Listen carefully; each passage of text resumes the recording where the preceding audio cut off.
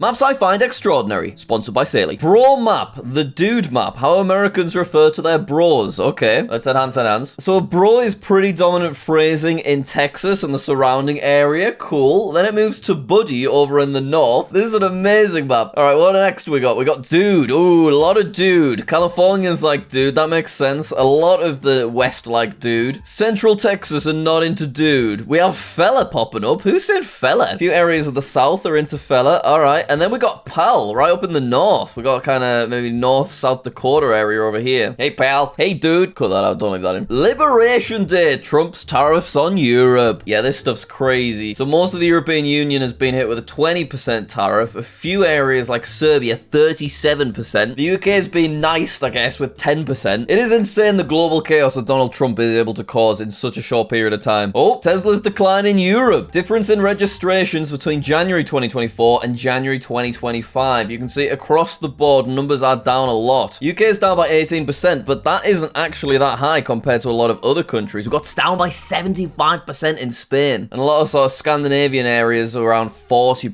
60% for Germany, 63% for France. I mean, I love the Tesla brand. I bought a car in 2019, so I was pretty early on it, and it is just so sad to see the negative impact that Elon is having these days. It really is crazy and is causing so much harm worldwide. GPS data from thousands of Dutch cars during summer holidays. Oh, that's a cool map. I've never seen anything like this. So it shows people from the Netherlands going on holiday, exploring other areas of Europe. This mainland Europe area is just so accessible. It's such an amazing opportunity to travel to so many countries within a pretty short amount of time. Me and Becky are planning on going interrailing at some point. It's going to be incredible. So it looks like a lot of holidays are just doing road trips where, you know, they head to Paris and then they head further down into Spain afterwards. Also got quite a few people crossing Switzerland and heading into Italy. I bet that is an amazing road trip. Forest loss in the United States over time. Well, this looks depressing. So way back in 1620, about half of the country was just forest, which is insane to think about. And then in we came, and oh, look, we're ruining it. 1850, already a lot of it has been chopped down. Very sad to think about. Think of all the wildlife. Think of all the Native Americans that were there. And by 1920, things are pretty scarce. I didn't know that Florida was so forest heavy. So that's quite interesting to look at. So yeah, you can see a lot of deforestation has happened in that time. And obviously this area, I suppose, is just too hot for forest to begin with. Concentration of castles in Europe. There are a lot of castles in Europe, it turns out. Like, even in the UK, which is quite sparsely populated on this map, that is a lot of castles still. They're all over the place. I mean, I've seen a few castles in the UK in my time, and they're not really ginormous castles like this. They're more kind of walls that used to be cool castles, and that's what I assume a lot of these are. But wow, look at this. Look how many castles there are in France. That's absolutely crazy. And then you can see it kind of just continues all the way into Germany and a lot of other countries as well. Look at how many castles are in Italy. Far fewer castles in Spain and Portugal, which is interesting to see, though quite a chunk of them around here. I wonder why that is. Top 10 countries with the most tourists. All right, well, enhance. So the number one country is France with 89.4 million. And this always surprises me. Like, I'm not saying there's anything wrong with France, but it just feels like in somewhere like the USA, there's so many more things to go look at because of literally how much bigger it is. And it feels like there's a bit more of a variety of the kind of things, so it would appeal to many different types of tourists. But no, USA is second with 10 million less. Then we've got Italy, similar to France, it's got a lot of history. Then Mexico, Germany, Spain. China's really high too, 65 million. Then Turkey, then Thailand, and then the UK. It is interesting how much of this list is European, and I think a lot of it is other people in Europe visiting European countries because of how accessible Europe is to travel. Now, if you're planning a holiday like the tourists in this map, it's very important to have good internet connection throughout your trip. Relying on finding random Wi-Fi spots is inconsistent and pricey, so that's why I use Saley. Saley's the eSIM app that gives you internet connection in not just these countries, but also over 190 countries worldwide. It is so easy to use. You just download the app, then select which country you're going through, so which plan you want. I went with the global app, which gives you access to most countries, but if you just want to go to Thailand, then obviously you just select the Thailand plan. You then enable the eSIM in your phone settings, and that is it. I went to Ireland last year, had a lovely time, went on quite a few hikes. It was nice. Thanks for asking. Do you know what made the trip even better? Stable internet access. We went on a few hikes where we were out longer than we thought. It got kind of dark, so making sure I had internet access was very important. I'm currently using the global plan, which will be super useful for my up-and-coming Netherlands trip. And if you want an extra 15% off any plan, you can head to saley.com/JackSucksGeography now, which is linked in the description to get started. Thanks, Saley, so much for sponsoring this video. The end of natural population growth, question mark? Year in which deaths started to outnumber are expected to outnumber births. Oh. So yeah, if you don't know, world's populations are slowing down. Overall, less people are reproducing, though there are some countries, like a lot of ones in Africa, where the population is increasing a lot still. So all of these yellow countries, which is a lot of Europe, you see Russia's obviously there, they are officially having more people die than are being born. So their population is slowing down. We can actually see, if we enhance, that Germany and also Czechia, and then is that Hungary, I think? Their populations have been slowing down since 1990, so that's a while ago. Then if we look at the other blue areas, a lot of these are gonna start slowing down sometime between 2021 and 2050. And then, as I said, a lot of these African countries and Australia, which is interesting, I didn't know that, their population still must be increasing quite a bit, so it won't be until 2100 onwards that they start reporting a deficit. But it is very interesting to see that the population is kind of getting to a peak. Like, I think I saw somewhere that people think it's gonna probably get to about 10 billion, and then after that point, it's gonna just start very slowly going down. So a lot of you watching, and myself hopefully, will probably exist to witness the most humans that will ever exist on planet Earth. Kind of crazy to think about. Map of the Gambia, the weirdest shaped country in the world. Yeah, this is so strange. It looks like an intestine. But basically, Gambia is over in West Africa, and it is completely surrounded by Senegal, and then a little bit of the North Atlantic Ocean. And I think the borders generally followed the river for a while. But isn't that just a really wild country shape? It looks like part of the colon. That's my first thought as well. I personally think Tajikistan has the weirdest shape. Ooh, go on then. I can't actually visualize that.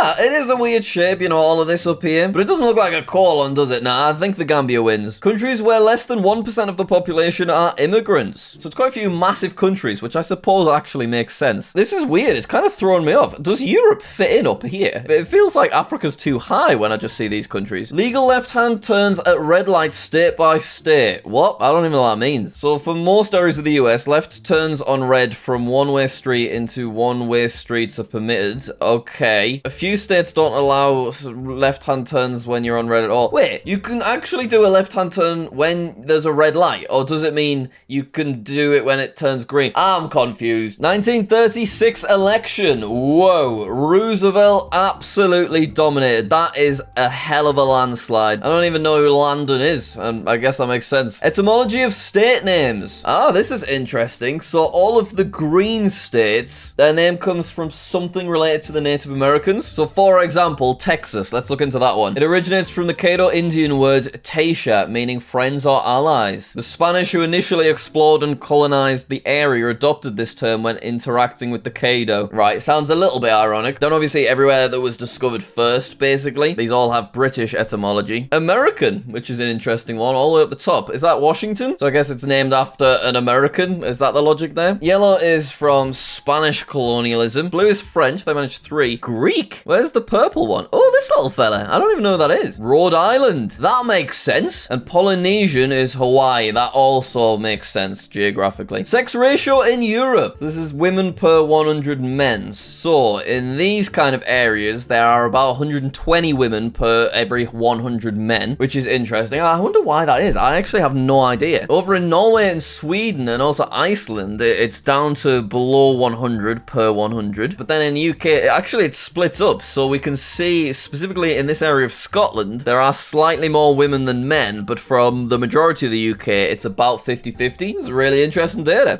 This is a really interesting comment. So the map isn't age specific, and because women generally live longer than men, and this map includes those elderly women, that's what pushes the data off a bit, where if you were looking at a younger age group from like 40 and below, it's 50-50 in most places. Countries with recorded temperature extremes, above 48 degrees Celsius and under minus 48 degrees, or even both, which is interesting. So let's look at both first. So some areas of India have had both super hot and super cold temperatures. Same with Canada and the US, which is very interesting. I suppose it kind of makes sense in these very large countries where they have all sorts of different altitudes and stuff, whereas on average, like most of Europe is all kind of neutral. I can remember in the UK, it has got up to, I think, 42 degrees where I'm from, and that felt absolutely mental. So 48 is crazy. crazy hot. It's interesting that Italy actually has both. I'm curious why that is. There's a lot of blue, obviously, further north, which makes sense. And then the Sahara Desert is obviously gonna have a lot of red too. Percentage of people who have read a book in the past 12 months. Ooh. All right, UK isn't included. I'll be honest, I have not read a book in the last 12 months. Last book I read was Harry Potter and the Chamber of Secrets, I think. And that was probably 3 years ago now. Book's still very popular over in Sweden, Norway, and Finland, though, up at 70%. It is interesting how countries seem to group together a little bit. I suppose culturally it makes sense. But a lot of these numbers pretty low. We have 30% is the lowest over in Romania. That is not many people at all. Nearest country to everywhere in the USA. I've seen this a lot of times, but it's always really interesting. I love how Cuba manages to squeeze in this teeny tiny bit here. And then the Bahamas, which is, you know, such a random country, but it is actually technically closest to such a huge chunk of the country. But Mexico and Canada really do dominate. And then Russia and Canada squeeze in with Alaska, which is quite cool. And then also Bahamas is Kiribati. Ooh, here we go. Use of dinner versus tea versus supper in the UK. All right, so where I grew up, we called our evening meal tea, and we called our noon meal dinner. Whereas where Becky, my girlfriend, grew up, she calls her evening meal dinner. So over the years, that's caused a bit of confusion for us. And thinking about it, I think I've just accepted her way of life, and I now call the evening meal dinner and the lunchtime meal lunch. My mum did say supper, but it was not the evening meal. It was like a snack before bed at like, I don't know, 8 p.m. So we can see that, I guess, the majority of the north, they go with tea. It's interesting there's a tiny portion of southern England that go with supper. But really, when we look at the whole thing, it's kind of just a bit all over the place, isn't it? Countries at war with Bulgaria since 1944. Wait, what? Why is basically everyone at war with Bulgaria? Did they not officially end their place in World War II? I can't actually find an answer to this. Can anybody explain in the comments? Oh, this is interesting. The US buy places with similar climates. So with that extreme temperature map earlier, this breaks it down even further. So you see this northeast area of the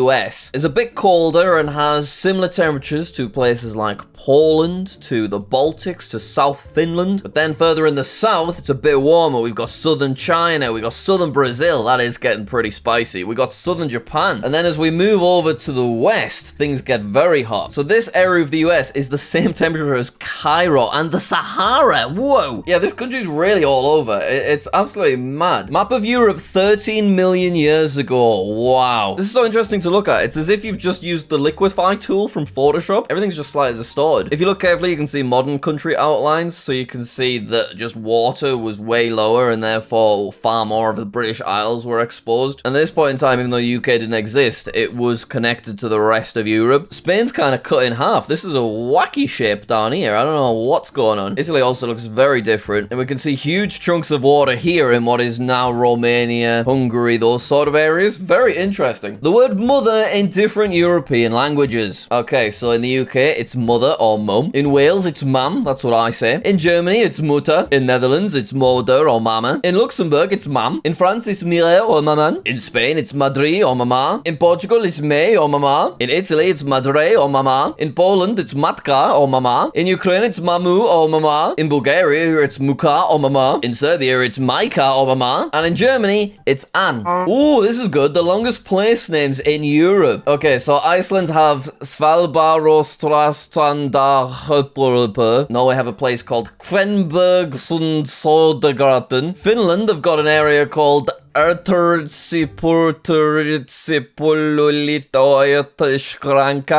have got a place called Schremenakausskasnaka. Germany have got Schwemerwurschwesteich. Spain have an area called Saint Remy and Vermont Saint Genest Elsion. And Wales have a place called